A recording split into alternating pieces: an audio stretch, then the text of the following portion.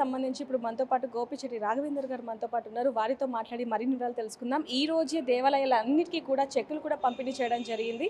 మరిన్ని వివరాలు కూడా ఆయనతో మాట్లాడి తెలుసుకుందాం. నమస్తే సార్. నమస్తే అమ్మా. బాగున్నా. ఫైన్, బాగున్నా. మీరు ఈ బాగున్నారా? రోజే అన్ని దేవాలయాలకు కూడా మీరు చెక్కులు పంపిణీ చేయడం జరిగింది.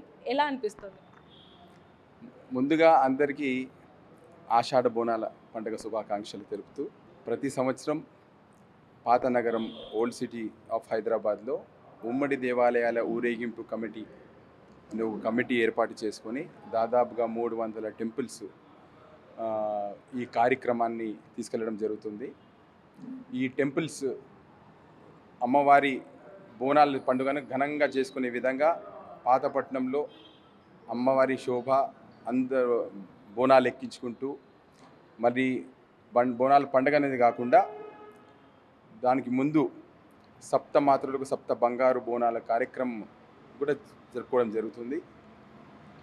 దానిలో భాగంగా ఆల్రెడీ మనము మొదటి బోనం 26వ తారీఖు నాడు జగదాంబిక అమ్మవారికి గోల్కొండలో సమర్పించడం జరిగింది. అదేవిధంగా 29 నాడు బెజవాడ కనకదుర్గమ్మ తల్లిలో కూడా బంగారు మరియు వెండి బోనాలు 2 బోనాలు సమర్పించడం జరిగింది. 3వ బోనం 2వ తారీఖు నాడు మన బల్కంపేట ఎల్లమ్మ తల్లికి సమర్పించడం జరిగింది. దాని తర్వాత 4వ తారీఖు నాడు పెద్దమ్మ టెంపుల్ జూబ్లీ హిల్స్లో కూడా బంగారు బోనం సమర్పించడం జరిగింది. రేపు 10వ తారీఖు నాడు 5వ బంగారు బోనం కార్యక్రమం జరుపుకుంటున్నాము. దీంతోపాటు 15వ తారీఖు నాడు భాగ్యలక్ష్మి మందిరం చార్మినార్ వద్ద, అదేవిధంగా ఆఖరిగా 17వ తారీఖు నాడు మన లాల్ దర్వాజా సింహవాహిని మాతకు బంగారు బోనం సమర్పించడం జరుగుతుంది. దీనిలో భాగంగా ఈరోజు చెక్కుల పంపిణీ కార్యక్రమం జరిగింది. దాదాపుగా 200 టెంపుల్స్ నుంచి వారి కమిటీ సభ్యులు రావడం జరిగింది. వారందరికీ చెక్కులు పంపిణీ జరగడం జరిగింది. ఈరోజు ముఖ్య అతిథిగా మన మహేష్ కుమార్ గౌడ్ గారు, పిసిసి అధ్యక్షులు, ఎమ్మెల్సీ గారు, వారి చేతుల మీదుగా ఈ చెక్కుల పంపిణీ కార్యక్రమాన్ని చేయడం జరిగింది. అదేవిధంగా నెక్స్ట్ ఇప్పుడు ఓల్డ్ సిటీ బోనాలంటే 20వ తారీఖు, కానీ దానికంటే ముందు 13వ తారీఖు నాడు ఘట స్థాపన కార్యక్రమం జరుగుతుంది. ఘటాల ఊరేగింపుగా దాదాపుగా 29 టెంపుల్స్ నుంచి ఘటాలు ఊరేగింపుగా కాశీ విశ్వనాథ్ మందిరం నుండి వెళ్ళి వివిధ దేవాలయాలకి ఘట స్థాపన జరుగుతుంది 13వ తారీఖు నాడు. అదేవిధంగా 20వ తారీఖు నాడు బోనాలు మెయిన్ ఫెస్టివల్ రంగరంగ వైభవంగా చాలామంది లక్షలాది మంది భక్తులు అమ్మవారిని దర్శించుకోవడానికి, అమ్మవారి కృప పాత్రలు కావడానికి దర్శనానికి వస్తారు.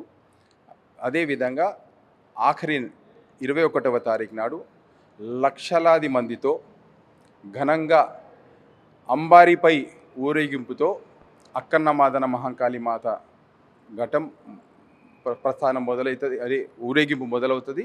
దాని కంటిన్యూటీగా మిగతా వివిధ దేవాలయాల నుండి కూడా ఊరేగింపుగా నయాపుల్ ఢిల్లీ దర్వాజా వరకు అమ్మవారికి మనం ఊరేగింపుగా బయలుదేరుతారమ్మ. అంటే గత సంవత్సరంతో పోలిస్తే ఈ సంవత్సరం అంగరంగ వైభవంగా అయితే ఓల్డ్ సిటీ బోనాలు అయితే ఘనంగా జరుగుతున్నాయని చెప్పొచ్చు. మరి ఈసారి బోనాలకి సంబంధించి మరి ఎంతవరకు చెక్కులు ఇవ్వడం జరిగింది? మరి లాస్ట్ ఇయర్ అయితే సేమ్ 20 crores అయితే బడ్జెట్ శాంక్షన్ చేసింది గవర్నమెంట్. అదేవిధంగా ఈసారి కూడా సేమ్ అదే ఫండ్, అంటే ఈసారి లాస్ట్ ఇయరే మేము 10% పెంచడం జరిగింది. కాబట్టి ఈసారి ఏం పెంచట్లేదు. కానీ కొన్ని టెంపుల్స్ ఏవైతే మాకు తక్కువ వస్తున్నాయంటే స్పెషల్ బడ్జెట్ కింద వాళ్ళ ఎన్హాన్స్మెంట్ చేసే విధంగా గవర్నమెంట్ సహాయ సహకారాలు ఎండోమెంట్స్ వాళ్ళు చేయడం జరుగుతుంది. అదేవిధంగా లాస్ట్ ఇయర్ దాదాపుగా 5-6 కోట్లతో జిహెచ్ఎంసీ వర్క్స్, అంటే గుడి పరిసర ప్రాంతాల్లో ఏదైతే జిహెచ్ఎంసీ పనులు చేస్తారో అది 5-6 crores లాస్ట్ టైం శాంక్షన్ అయింది. కానీ ఈసారి దాదాపుగా 15,30,00,000 రూపాయలు జిహెచ్ఎంసీ వారు వివిధ దేవాలయ పరిసర ప్రాంతాల్లో డెవలప్మెంట్ ఫండ్ మీద శాంక్షన్ చేయడం జరిగింది. సో గవర్నమెంట్ నుంచి కూడా మంచిగా స్పందన సహకారం ఉంది. అదేవిధంగా కల్చరల్ డిపార్ట్మెంట్ అయితే వివిధ కల్చరల్ ట్రూప్స్ని కూడా ఈ కార్యక్రమాలకు వాళ్ళు పంపించడం జరుగుతుంది. వివిధ R&B డిపార్ట్మెంట్ వాళ్ళు వివిధ దేవాలయాల దగ్గర స్టేజెస్ కూడా ఇవ్వడం జరిగింది. ఆ స్టేజ్ పర్ఫార్మెన్స్ కూడా కల్చరల్ డిపార్ట్మెంట్ ద్వారా దాదాపుగా నాకు తెలిసి 1000 నుంచి 1200 కళాకారులు ఈ కార్యక్రమాన్ని ఈ బోనాలు కార్యక్రమాలు పాల్గొనడం జరుగుతుంది. అయితే తెలంగాణలో బోనాలు అనగానే దాదాపుగా ఆషాఢం ముందు నుంచే ఆ హడావిడి అంతా కూడా మనకి కనిపిస్తూ ఉంటుంది. అయితే ముఖ్యంగా భక్తులకి సంబంధించి ఎలాంటి ఏర్పాట్లు చేయడం జరిగింది అంటే గతంలో ఏవైతే జోగినీలు అలాగే ట్రాన్స్జెండర్స్ ఎంత ఇబ్బంది పడ్డారనేది కూడా కొంతవరకు మనం చూడడం జరిగింది. మరి ఈసారి ఏర్పాట్లు ఏ విధంగా జరుగుతాయి? అమ్మ లాస్ట్ ఇయర్కి మీకు ఆల్రెడీ మీరు గోల్కొండ బోనాలు అయిపోయినాయి. తర్వాత బల్కంటే ఎల్లమ్మ కళ్యాణం కూడా జరిగిపోయింది. ఇప్పుడు మరి 2-3 రోజులలో మనకు ఉజ్జయిని మహాకాళి మందిరం ఇక్కడ కంప్లైంట్ లేదు జోగిని వాళ్ళకు. ఎందుకంటే మేము కూడా సప్త బంగారు బోనం కార్యక్రమంలో మేము కూడా జోగినీలు మాతో పాటు బంగారు బోనం ఎత్తి వస్తున్నారు.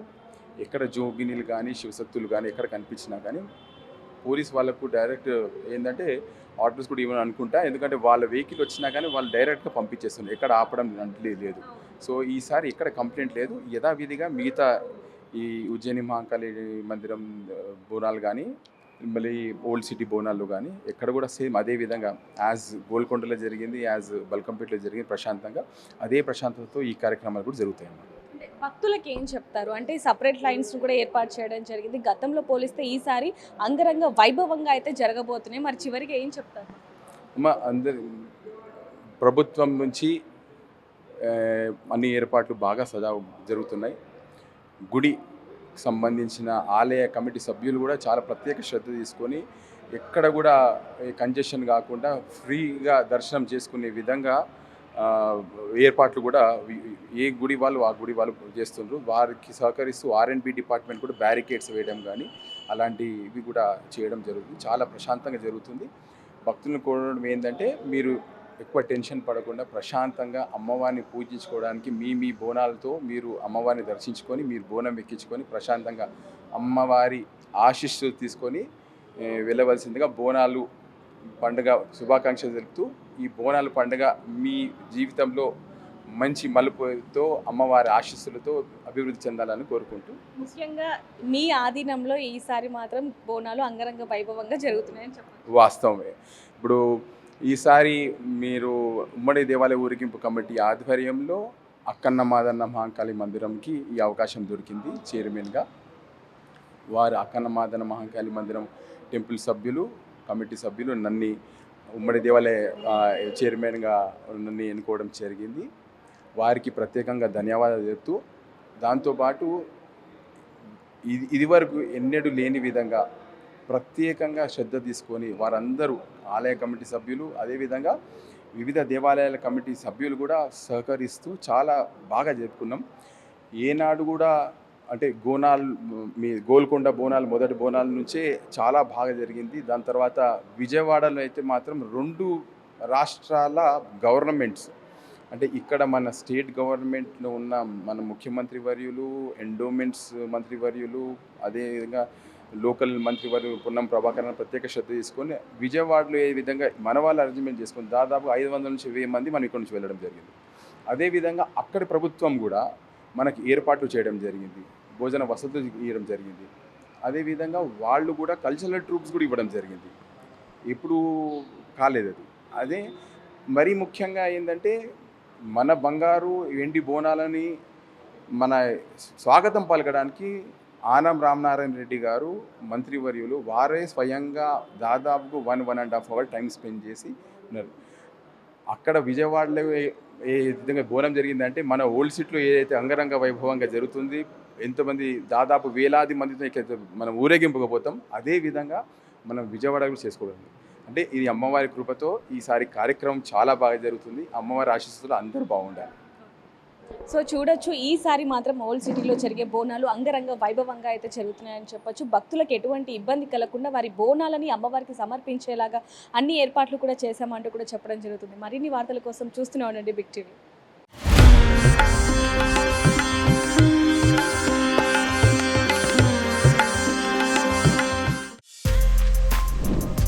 For more videos like this, subscribe Big TV channel.